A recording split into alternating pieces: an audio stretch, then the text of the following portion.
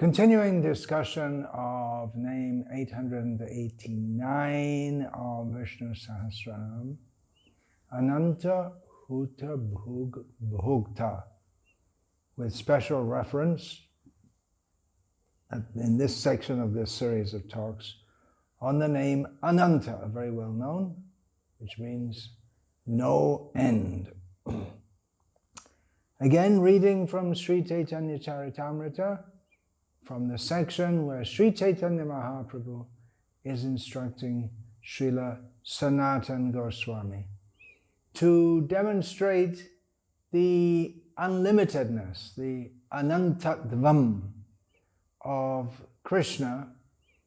Sri Chaitanya Mahaprabhu told Sanatana Goswami about an anecdote that once when Krishna was ruling Dwaraka, Lord Brahma came to see him. And the doorman immediately informed Lord Krishna of Brahma's arrival. I'm basically going to be reading Srila Prabhupada's translation here with a few interspersed comments. When Krishna was so informed, he immediately asked the doorman, "Which Brahma? What is his name?" The doorman therefore returned and questioned Lord Brahma. When the doorman asked, "Which Brahma?" Lord Brahma was surprised. He told the doorman, "Please go and inform Lord Krishna that I am the four-headed Brahma who is the father of the four Kumaras." You know me, right? You remember me? How can you forget me? I'm Brahma. Come on, there's only one Brahma. This is the thought of Lord Brahma. How can you say which Brahma? There's no other Brahma, he was thinking. So the doorman then informed Lord Krishna of Lord Brahma's description, and Lord Krishna gave him permission to enter. The doorman escorted Lord Brahma in, and as soon as Brahma saw Lord Krishna, he offered obeisances at his lotus feet. After being worshipped by Lord Brahma, Lord Krishna also honored him with suitable words. Then Lord Krishna asked him, very politely, "Why have you come here?"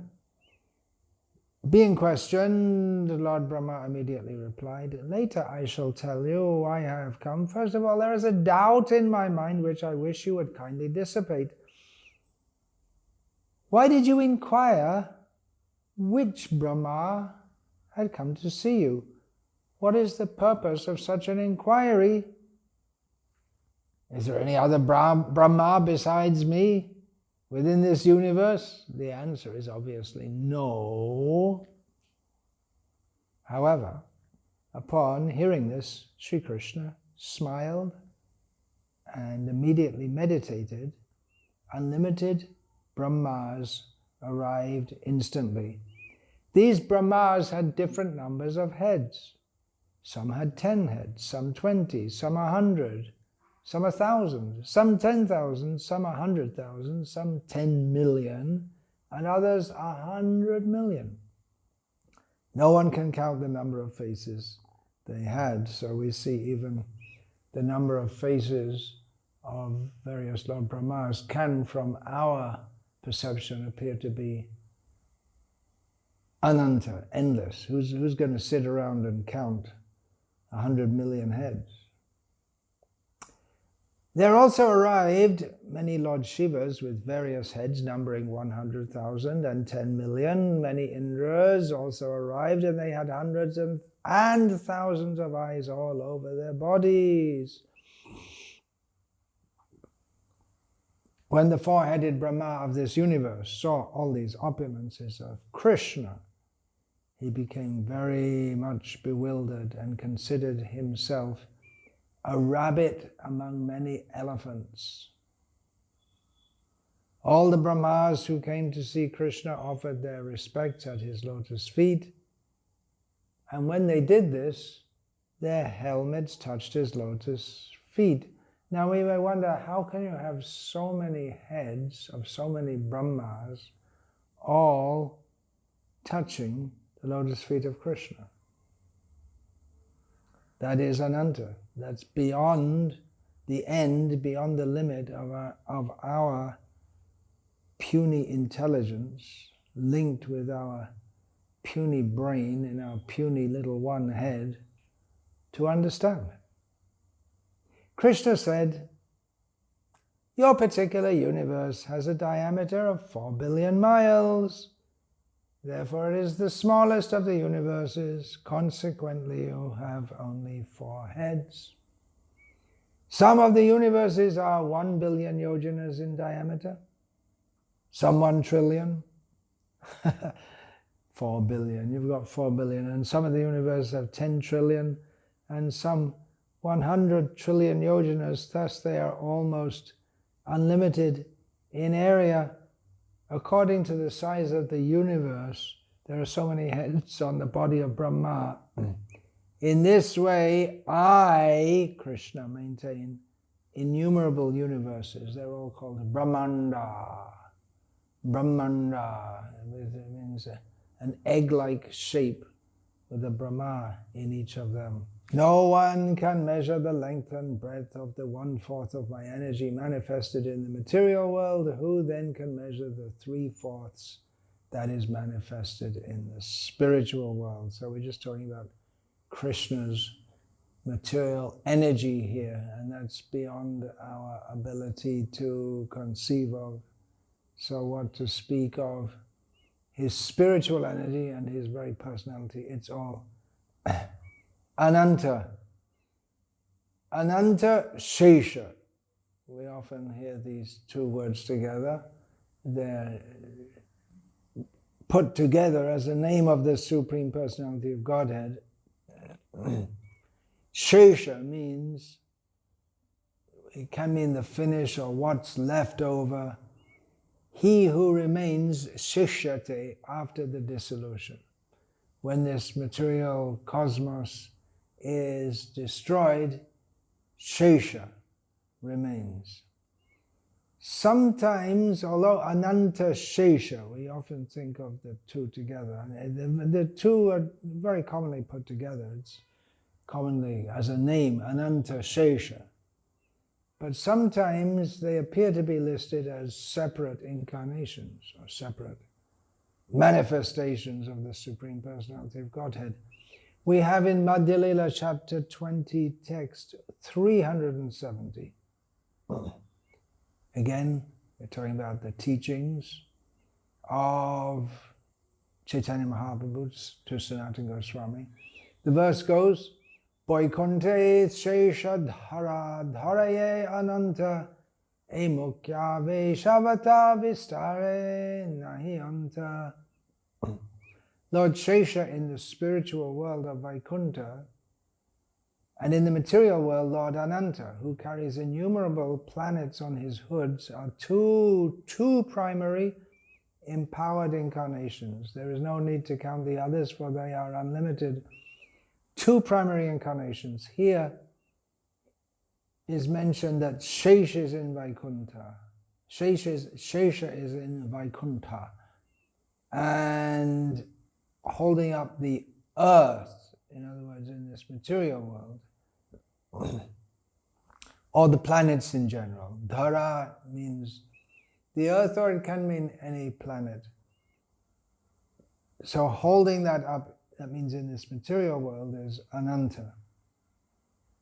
So this verse describes Shesh in Vaikuntha as an avatar, which that in itself seems to be a non-standard usage.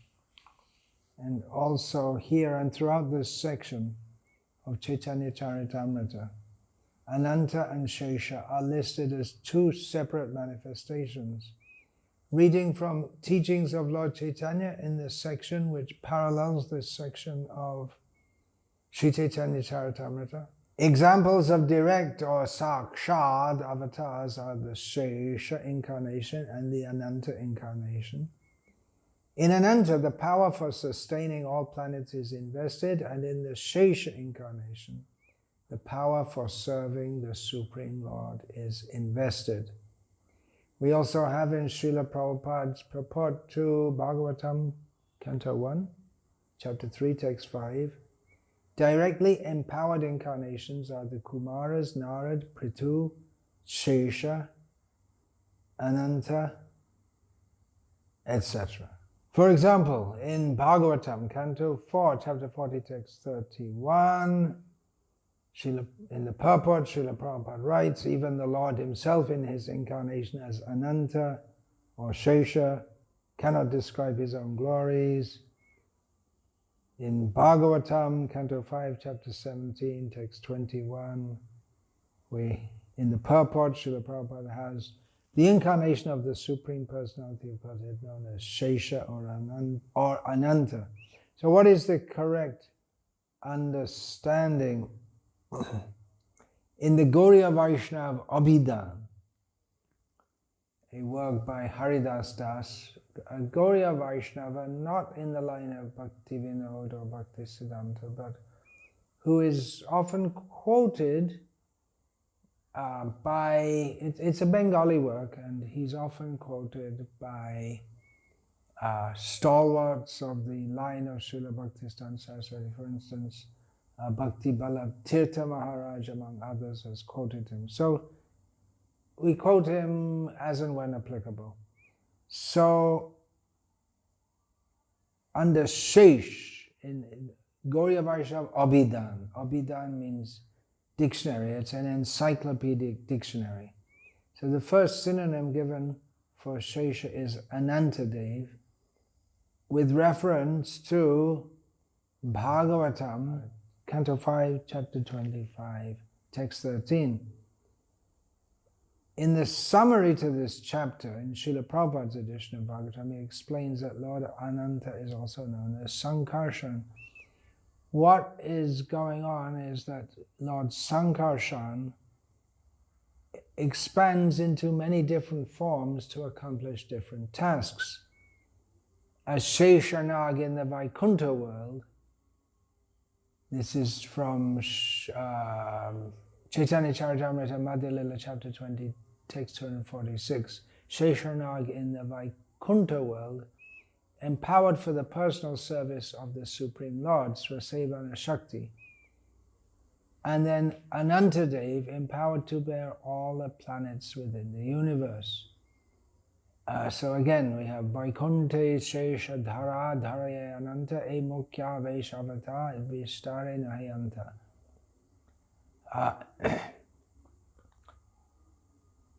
Srila Jiva Goswami, this is from Srila Prabhupada's purport to Adi Lila, Chapter 5, Text 10 of Chaitanya Charitamrita. Srila Jiva Goswami in his Krishna Sandarbha has described Sheshanaga as follows. Sri Ananta-dev has thousands of faces and is fully independent, always ready to serve the Supreme Personality of Godhead. He waits upon him constantly.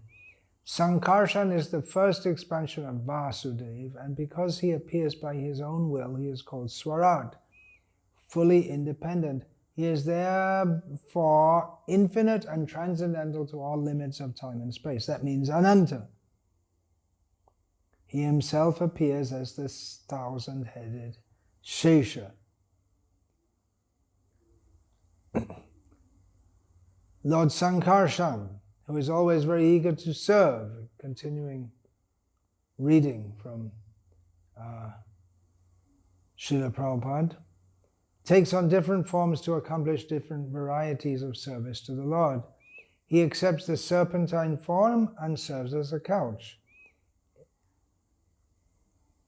Now this is said to be happening in Vaikuntha, but from the last quoted verse, it's clear that this also goes on in the Vaikuntha atmosphere that exists within this universe, or all the material universes, wherever the Lord resides. He takes the form of Ananta, who is also described as serpent-like, personifying the Adhara Shakti, the supportive energy, gravitation, that's sometimes called gravity. He is also described as Ananta-dev in the Bhagavatam, Canto 5, Chapter 25, where he is depicted as having a human form in some verses, or serpent-like in other verses. Quite a topic. Ananta and Shesha are the same person. They're often same manifestation of the Supreme Personality of Godhead, sometimes named differently, sometimes manifest differently. and sometimes named as the same person. We find in Bhagavatam, Canto 5, chapter 25, text 6, that Ananta sometimes gets so angry that he feels like torturing the whole universe. He gets so angry seeing all the people inimical to Krishna. He has unlimited anger, but is not unchecked. And the anger for destroying the universe, he invests much of that in Lord Shiva also.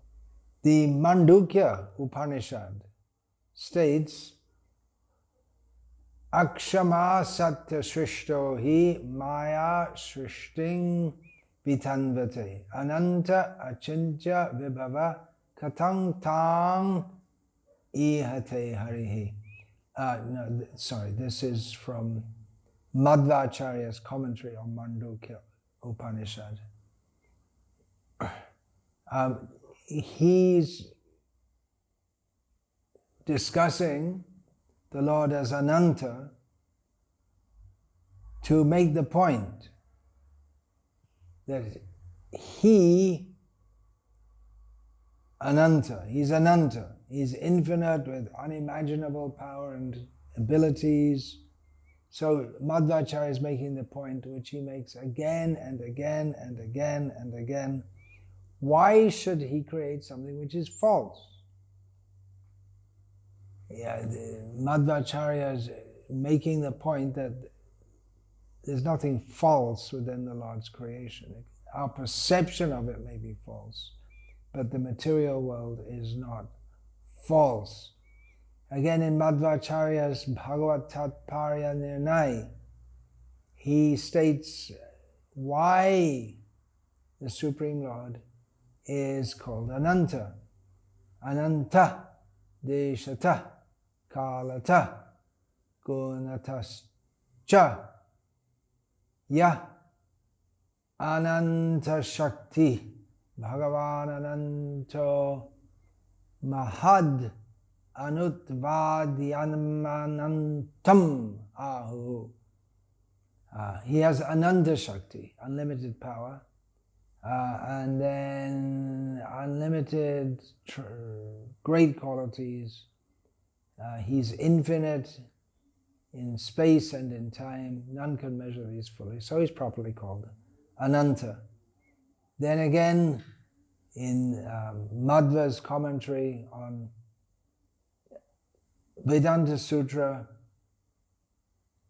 3.2.27, Ong ata anantena tata hi lingam. By his, which Madhvacharya unpacks to mean that the Supreme Personality of Godhead, by his inconceivable potency, gives his darshan to his devotees, though he is, by his nature, not visible. We can't see him by our own material eyes, or even by spiritual eyes, but he allows himself to be seen. Madhvacharya, again commenting on Vedanta Sutras, this one, 1.4.25 only. Om abhidyopadeshacha. So in his commentary, Madhvacharya says that there are various words such as Mahamaya, Avidya, Niyati, Mohini, Prakriti, Vasana. These all denote the desire of Ananta. In his Gita Tatparya, and on and on and on, again and again, Madhvacharya made the same point. And then in various writings of his, in his profuse writings, Ananta is Shesha. He knows about everything which is beyond our limits. He's not within the limits, therefore he's Ananta. For him, nothing is Ananta. There's no limit for him. When we say Ananta, that's from the perspective of us. But for him, nothing is beyond his reach. His qualities are Ananta. Now you may say, well, he doesn't fully know his own qualities. Okay. Both things are true. There's nothing beyond him, and yet even to know his own qualities, it's already discussed, he's also always trying to catch up with his own qualities. He's aware of his own qualities. He also likes his own qualities.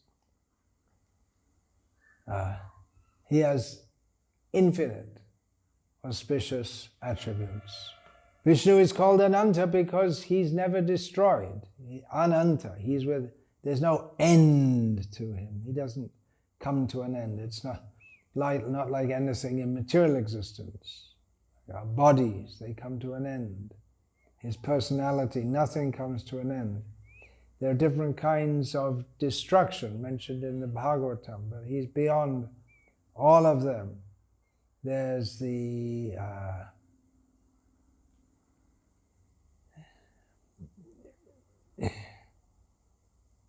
there are different kinds, that's described in Bhagavatam. There's destruction is going on at every moment, because at every second everything is changing. So anything at one moment, the next moment, the same thing is not exactly the same as the other. So it's always being destroyed in that way. We have destruction of entities within material existence, bodies, human bodies, animal bodies. Everything that comes into being is destroyed. All things must pass. Even great mountains are destroyed.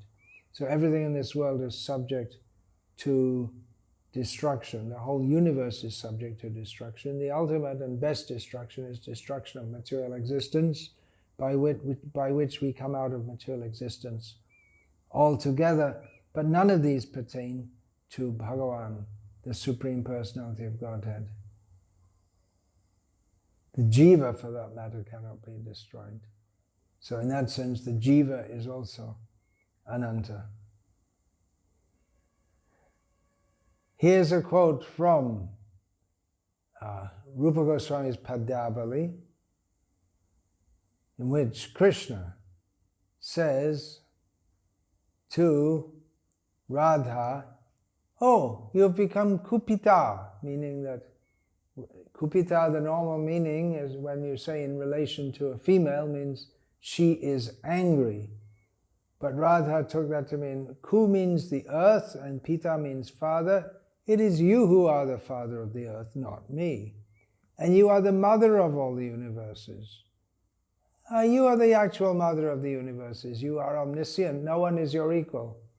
O Devi, goddess, your skill in joking lovers' quarrels is Ananta, unlimited. So here Krishna is calling Radha Ananta by her qualities in joking quarrels. Ananta, nan means bowing down, ta means the state of being, and at means without. It is you who possess the quality of Ananta, refusing to bow down. So there's another meaning given by Radha through the pen of Harihara, who wrote this verse, included in Padyabali, that one who doesn't bow down, who is not obliged to bow down before anyone. Having heard this, Harihara explains, Lord Krishna smiled and bowed down before the beautiful Gopi Radha. May he grant auspiciousness to you all, Harihara says. So Krishna, to defeat Radha, saying that it's a lover's joking quarrel. So to show that her statement that he is Ananta, that he doesn't bow down, is false, he bowed down to her. And in this way he was defeated by her. One way or the other, he was defeated by her. Let's go on to Huta-bhug. The meaning of Huta-bhug. This is already brought up just 6 names ago. Shankara, in discussion of when we had Huta-bhug Vibhu, Shankara at that point took Huta-bhug as a separate name. So I already discussed this. means to protect, to eat, to consume the sacrifice. Shankara, in this instance of the name, he takes it to mean slightly different. Hutam bhunakti iti huta-bhug, who protects the sacrifice. Formerly he gave it as one who consumes the sacrifice. Here he gives it as one who protects the sacrifice. A sub-commentator on Shankara, Radha Krishna Shastri, says that this protection refers to seeing that the sacrifice is completed by his blessing, even when there may be some deficiencies in the performance of the sacrifice. And of course, protecting the sacrifice very famously, Lord Rama did that when Vishwamitra, the first outing of Lord Rama from Ayodhya as a young boy with Lakshman, Rama protected the sacrifice being performed by Vishwamitra and Vishwamitra's associates, which was being destroyed by Rakshasas and the Rakshasi Tartaka. We also know from Krishna book, Bhagavatam, 10th canto, that Lord Balaram also protected the sacrifice of the sages at Naimisharanya, which was being regularly destroyed by the demon Bilvala.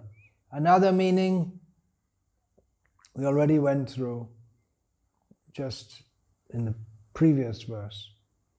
Shankara says that huta-bhug means who consumes the offerings and the sacrifice. Radha Krishna Shastri explains that the offerings are made to different devatas. Agni receives it first, and then he passes it on to Surya and goes on to different deities, and they ultimately, all the offerings are ultimately brought by all the demigods to Vishnu, so he's the ultimate receiver of all the offerings. As we find in Shukracharya's discussion with Vamanadev, we find in the 8th canto of Bhagavatam, that there may be discrepancies in pronouncing the mantras and observing the regulative principles. This means in making sacrifices. There may be discrepancies in pronouncing the mantras and observing the regulative principles, and moreover there may be discrepancies in regard to time, place, person and paraphernalia. But when your Lordship's holy name is chanted, everything becomes faultless. In this regard, Srila Prabhupada quotes Skanda Purana in his purport to Bhagavatam, Canto 2, Chapter 9, Text 36. Yasya smritya chanamoktya tapo yagra kriyadyashu nunang sampurnatam eti sadyo vande tamachutam. I offer my obeisances unto him, the infallible, because simply by either remembering him or vibrating his holy name, one can attain the perfection of all penances, sacrifices, or fruitive activities, and this process can be universally followed. Bhokta, let's go on to bhokta. The root for the bhokta is the same as bhuk, to protect or eat. We went through the name bhokta previously, name 145 and then name 502. Bhunakti iti bhokta, the protector, and bhunte iti bhokta, the enjoyer, the consumer. Satyadeva Vashishta expresses this as Rakshako Bhakshanascha. Bhagavan protects and he swallows. So he creates, that's not mentioned here, he creates, he protects, and he swallows at the time of destruction. He is the enjoyer of all offerings made by devotees with love. At name 145, Parasha Bharta quotes Patrang Pushpang Palang Tawayam Yome Bhaktya Prayachati Tadaham Bhakti Upahritam Ashmanami prayatabmanaha. If one offers me, Krishna says, with love, a leaf, a flower, fruit or water, I will accept it.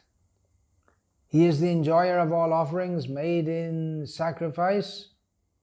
Parashabhata explained at that point that bhokta means, as he quotes from Gita, chapter 5, text 29, bhoktaram yagyatapasam sarvaloka maheshwaram suhridam sarvabhutanam yadva mang shantim richati.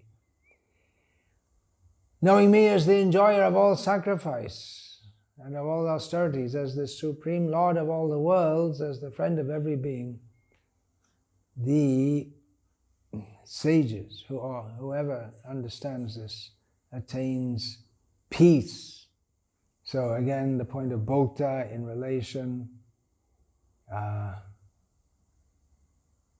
to sacrifices. We have in Gita again, aham hi sarva yajnanam bhokta cha prabhareva cha natu mam abhijananti tatme natas chevanti te. Vishnu is the enjoyer and master of all the yajnas. He's the bhokta and all the sacrifices. One who fails to understand this falls out, can't understand the truth of these matters.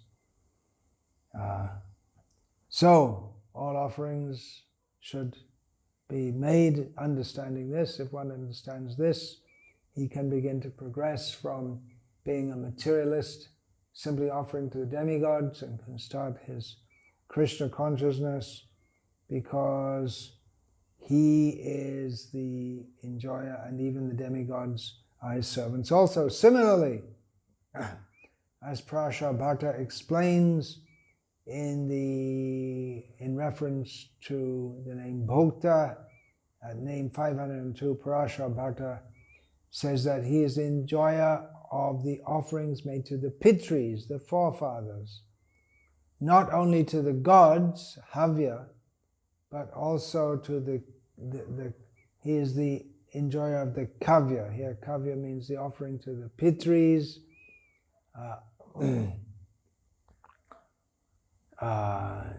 V.V. Ramanujan at that point gives various references to support this from the Divya Prabandhams, that he is the enjoyer of the food that the devotees offer, and they enjoy him.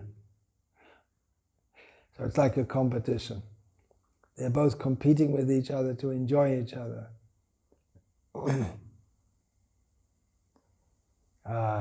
Obvious example of how the Lord enjoys the offerings of his devotees. Sudama, the indigent Brahmana coming to Dwaraka and offering Krishna some food which by standards of temple worship is unofferable. It's not up to the standard. It was offered with love, and Krishna snatched it eagerly from Sudama. Then again, he who destroys, it means the protector and the destroyer, inasmuch as he consumes or swallows everything in the form of time. Editing Kala Rupe Hi Bhagavan Kala Kramena Sarvam Bhukte. In the course of time, Bhagavan in the form of time consumes everything.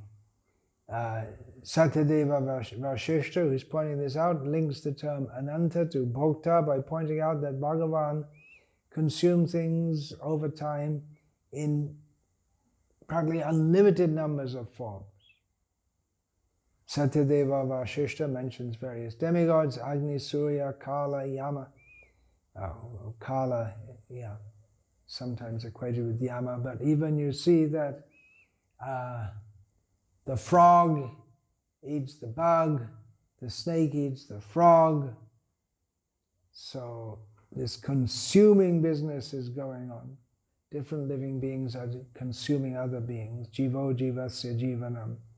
But ultimately that consuming capacity comes from the Supreme Personality of Godhead.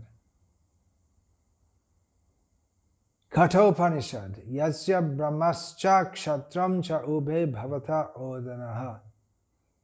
He for whom Brahma and Kshatriya. Now you think that means Brahmana and Kshatriya, but here it's taken to mean movable and immovable both become food. Satyadeva Vashishta gives the analogy that the ocean is the source of the rain that results in rivers, and the rivers merge back into the ocean. So also Bhagavan is the origin of everything. He is the support for everything. Bhokta can also mean support, protector. And he is also the end of everything, because he consumes everything in the end.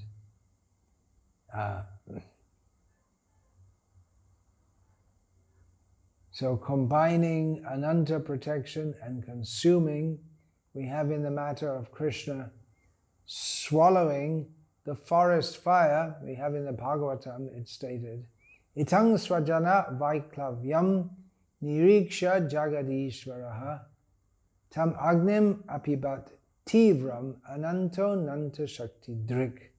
This is specifically the name Ananta is given here. He's protecting and he's consuming. Seeing his devotees so disturbed, Sri Krishna, the infinite Lord of the universe and possessor of infinite power, then swallowed the terrible forest fire.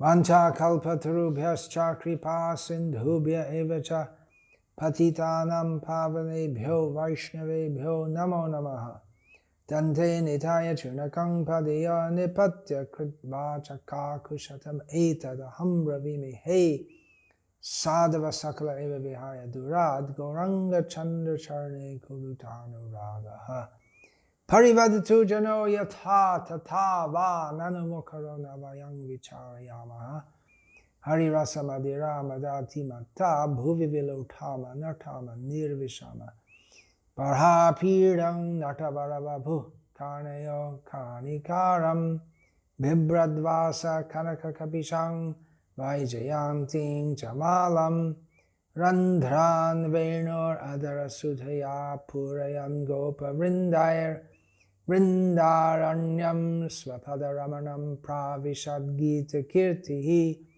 Shri Radhaya pranayamahima kidrisho vanayaiva svadyo yena adbhuta madhurima kidrisho vamadiyaha sokyam chasyamad anubhavata kidrisham veti lobhat tadbhavardya samajani shakchi garva sindho harinduhu. Hare Krishna, Krishna Krishna, Hare Hare, Hare Rama,